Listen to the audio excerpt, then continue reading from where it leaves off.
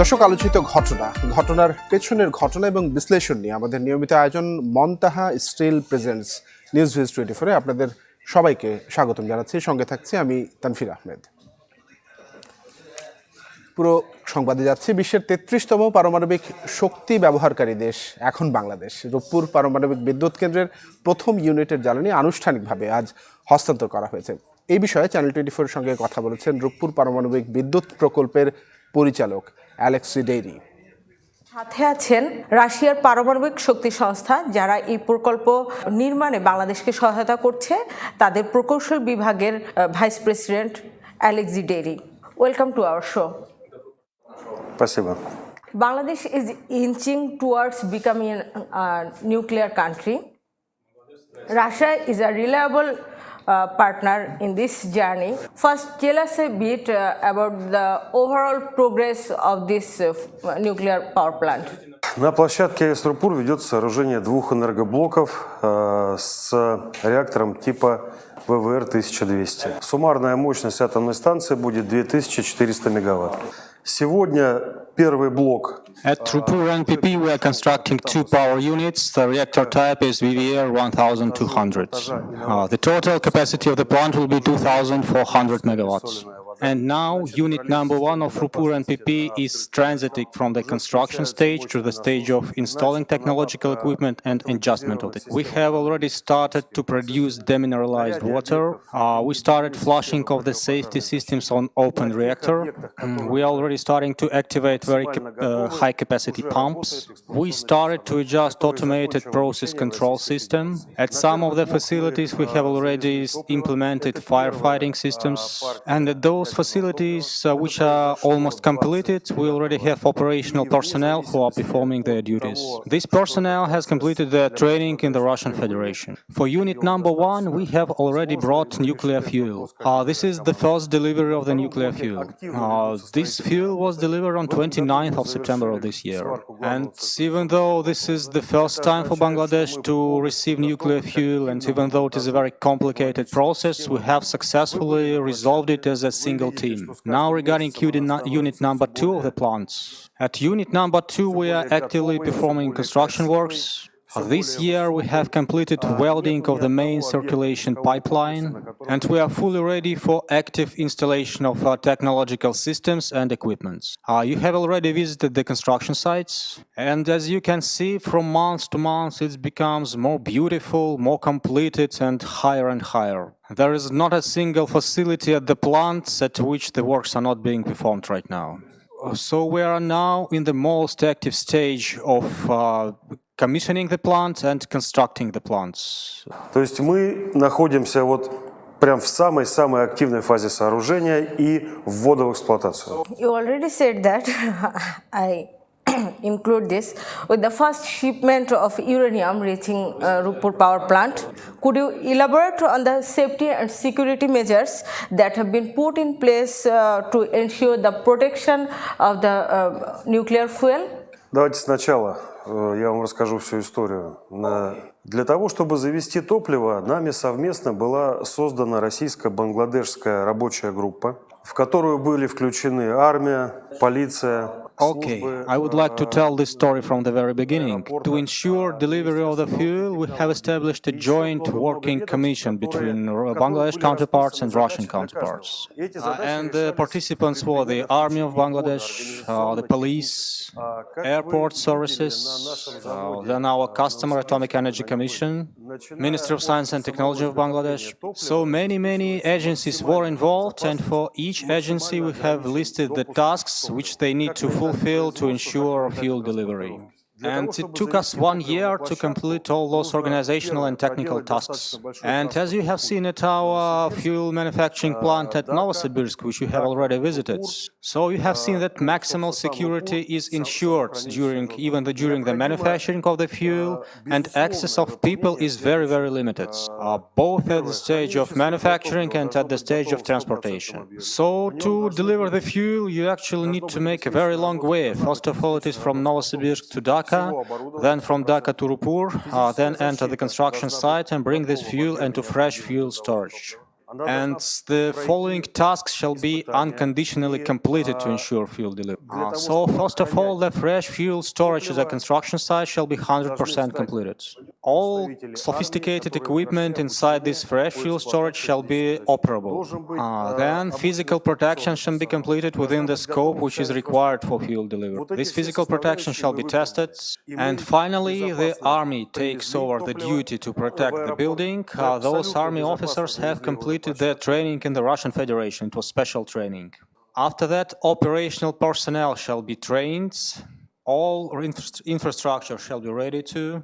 So there are lots of components and we have completed all of them. And ultimately, we have safely delivered the fuel to the airports. Then absolutely safely, we have delivered the fuel from the airport to the construction sites. Now the fuel is being stored inside the fresh fuel storage, which is strictly secured by the Army of Bangladesh. И сейчас оно находится в хранилище свежего топлива, безопасность которого обеспечивает армия. What exactly is a core-catcher in the context of a nuclear plant? How will the core-catcher at the Rupur power plant be utilized to prevent any potential damage or leakage resulting from natural disasters or any kind of accidents or incidents? Ловушка расплава является одним из элементов системы безопасности, пассивным элементом системы безопасности. Она предназначена для So the core catcher is one of the elements of the passive safety systems of the plants. In case of core melt, it will just absorb the molten core inside. And actually, in case of the beyond design basis accident, which is absolutely impossible at our nuclear power plant, this core catcher will just absorb the molten core, which will go down from the reactor. Выхода за пределы реактора и системы локализации продуктов плавления. What is the progress of the construction work of the building of the second power plant of Rupur? Я уже доложил вам о работах, которые проводятся. So, as I already informed you, at unit number 2, we're actively performing construction works. We are placing technological equipment.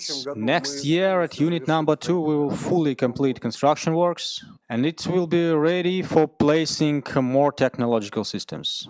И он будет готов к развороту технологических систем.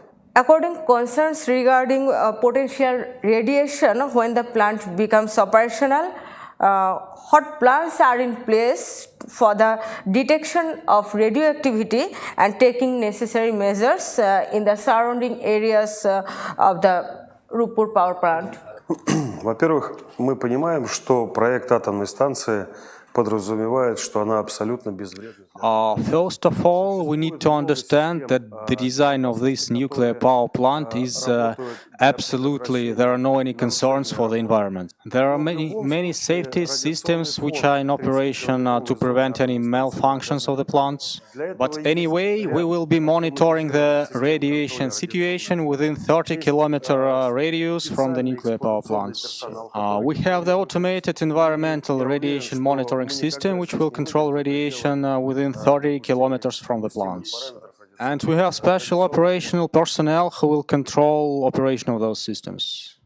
And I'm sure that the radiation level will be a natural level within the whole service life of the plants. Because design of this plant is in line with all necessary Russian and international standards.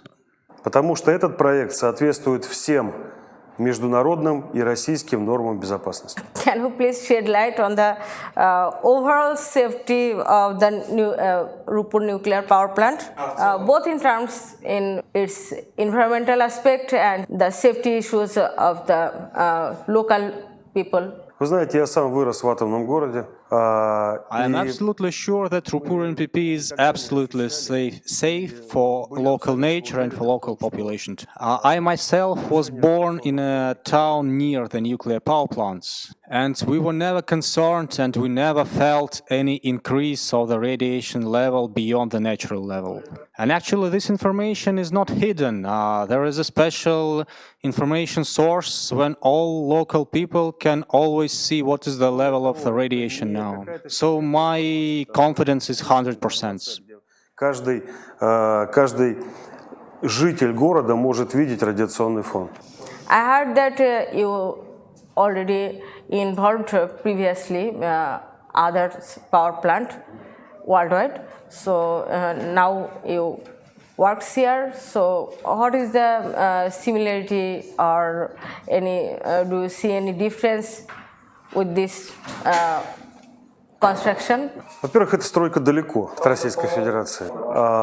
Здесь очень много особенностей, касающихся климата. So first of all, this construction site is very, very far away from the Russian Federation. There are a lot of peculiar things about the climate of this place.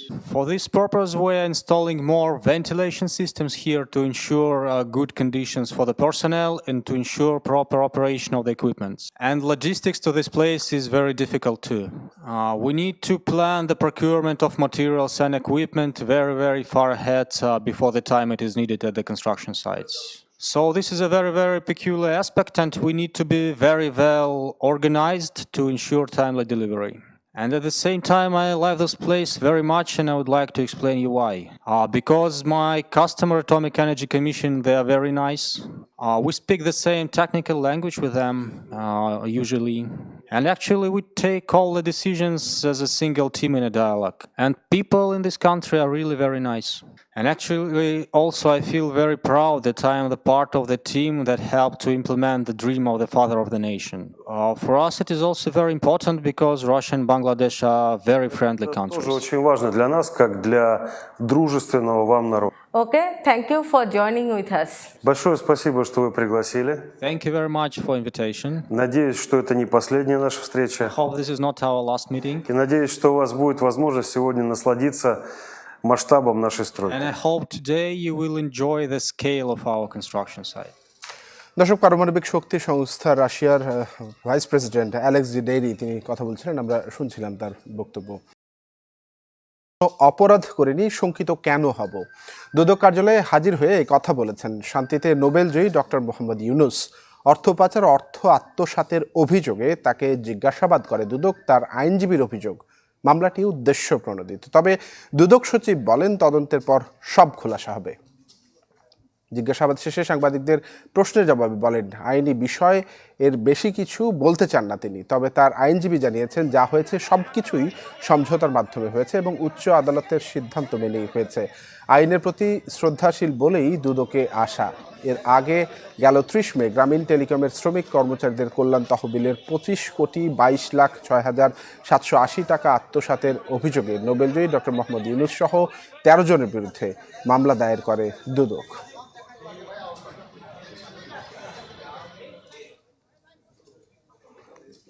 দর্শক, আপনারা জানেন আজ দুদক কার্যালয়ে হাজির হয়েছিলেন doctor Mohammad Yunus. আমরা এই বিষয়টি নিয়ে কথা বলতে আমার সঙ্গে নিউজরুম থেকে যুক্ত হয়েছেন সহকর্মী মাসউদুর রহমান।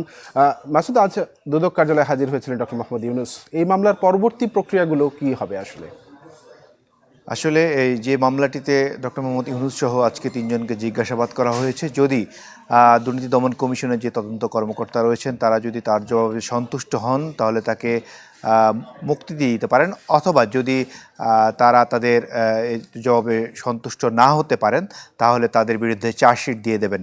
যদি এখন তাদেরকে যে 1 ঘন্টা 10 মিনিট জিজ্ঞাসাবাদ করা হয়েছে দুর্নীতি দমন কমিশনের কার্যালয়ে, তো সেখানেই তারা মূলত 16 থেকে 17টি প্রশ্ন করেছেন, যেখানে তারা জিজ্ঞেস করেছেন যে প্রক্রিয়াটা, যে টাকার কথা বলা হয়েছে 26 কোটি প্রায়, এই টাকাটি প্রক্রিয়াটা কিভাবে এক অ্যাকাউন্ট থেকে আরেক অ্যাকাউন্টে গেছে এবং এই পুরো মানি লন্ডারিংয়ের প্রক্রিয়ার সাথে তাদের কোনো ইনভলভমেন্ট আছে কিনা, পুরো বিষয়টা জানার জন্য মূলত তাদেরকে ডাকা হয়েছিল। এবং গ্রামীণ টেলিকমের আরও 2 জন কর্মকর্তা যারা ছিলেন ব্যবস্থাপনা পরিচালক এবং সাবেক ব্যবস্থাপনা পরিচালক, মোট 2 জন, তাদেরকে জিজ্ঞাসাবাদ করা হয়েছে।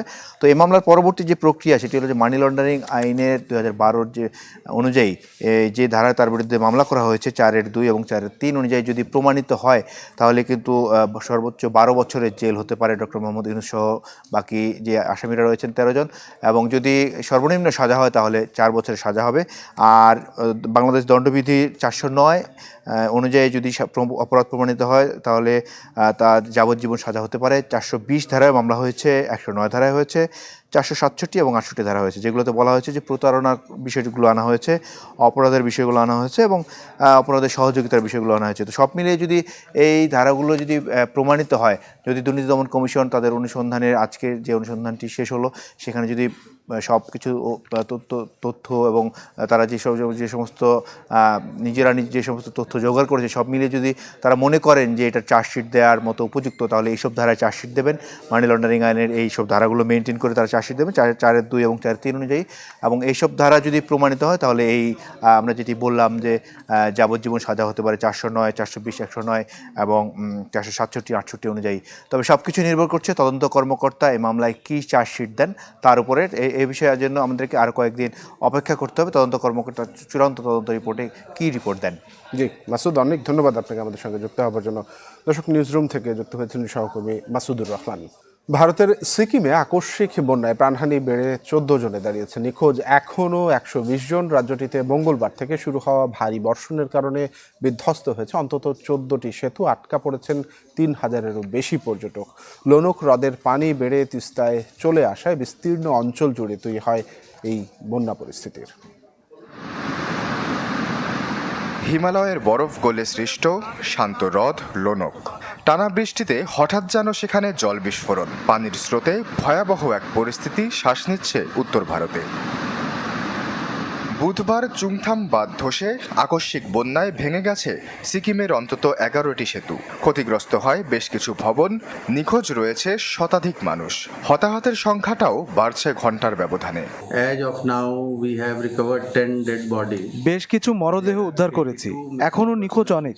ভেসে যাওয়া সেনা সদস্যদের অনেককে খুঁজে পাওয়া যায়নি। আহতদের বিভিন্ন হাসপাতালে চিকিৎসা দেওয়া হচ্ছে। পর্যটকদের অন্যতম পছন্দ সিকিম রাজ্য। কয়েকটি স্থানে ভূমিধসে আটকা পড়েছেন 3000-এর বেশি দর্শনার্থী। বাস চলাচল বন্ধ করে দেয়ায় মাঝপথে জলপাইগুড়ি ও শিলিগুড়িতে আটকা পড়েন অনেকে। রাজ্যটি থেকে নিখোঁজ 23 সেনার মধ্যে একজনকে উদ্ধার করেছে সেনাবাহিনী। বাকিদের সন্ধানে এখনো চলছে অভিযান। আমাদের গ্রামের বেশিরভাগ মাটির বাড়ি ধ্বংস হয়ে গেছে। আমার নিজের বাড়িও হারিয়েছি। সবচেয়ে খারাপ অবস্থা ডিকচু গ্রামের। ক্ষয়ক্ষতি মোকাবিলায় ডিজাস্টার রেসপন্স ফোর্সের 3টি প্লাটুন চায় রাজ্য সরকার। বৃহস্পতিবার যা মঞ্জুর করে দিল্লি। তিস্তার ভয়াল রূপে আশেপাশের অঞ্চলেও জারি করা হয়েছে সতর্কতা। গজলডোবা ব্যারেজ দিয়ে পানি ছাড়ায় প্লাবিত হয় বাংলাদেশের কয়েকটি নিচু এলাকা। আশ্বাস চৌধুরী, চ্যানেল 24। দর্শক, আকস্মিক এই বন্যা পরিস্থিতিতে এক প্রকার ধস নেমে এসেছে সিকিমে। আপনারা ইতিমধ্যে জেনেছেন যে সেনা সদস্য সহ বেশ কিছু মানুষ, অর্থাৎ 102 সংখ্যাটি, 102, 120 এরকম এই মানুষগুলি কিন্তু এখনও নিখোঁজ রয়েছেন। একজনের মরদেহ খোঁজ করা হয়েছে। আমরা একটু এই বিষয়টি নিয়ে কথা বলে নিতে চাই। সহকর্মী শুভজিৎ পুত্রতুণ্ড যুক্ত হয়েছেন আমার সঙ্গে। শুভ, এখন আসলে সার্বিক বন্যা পরিস্থিতি কেমন? আমরা বলছিলাম যে সেনা সদস্য সহ আরও অনেকে নিখোঁজ রয়েছেন, তাদের উদ্ধার করা গেল কিনা?